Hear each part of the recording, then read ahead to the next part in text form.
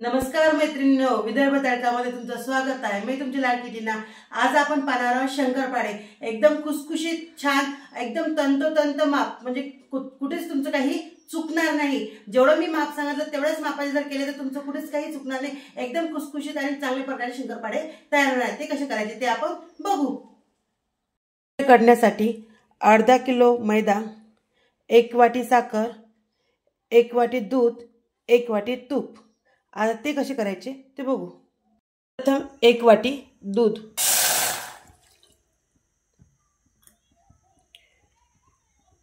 1 वाटी साखर विरघळून घेऊ। आता 1 वाटी तूप टाकू, चिमूटभर मीठ,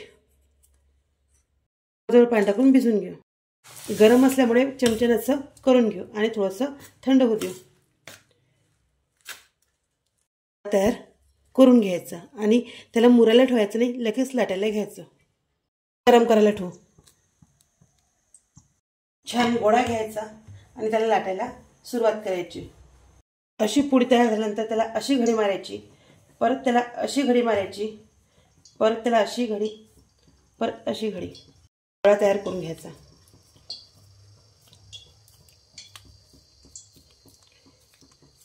आता लाटायला सुरुवात करायची। गोल लाटून घ्यायची, जशा कडा काढून घ्यायच्या,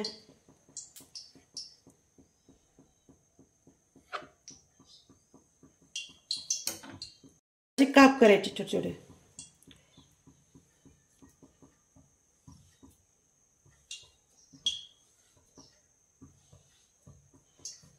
आडवे घ्यायचे,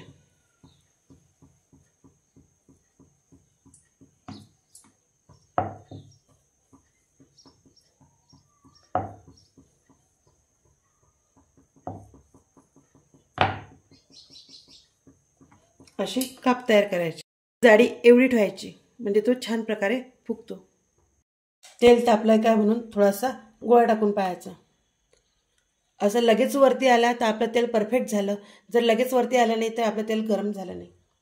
तेल खूप छान तपलेलं आहे। आता आपण हे शंकरपाळे त्यात टाकणार आहोत। आता मंद आचेवर 15 मिनिटं तळून घ्यायचे।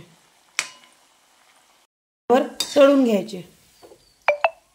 प्रकारे आपले तळून झालेले आहेत। बस बघा, आपले तळून झालेले आहेत बघा, किती छान फुलले। टाकणार आहे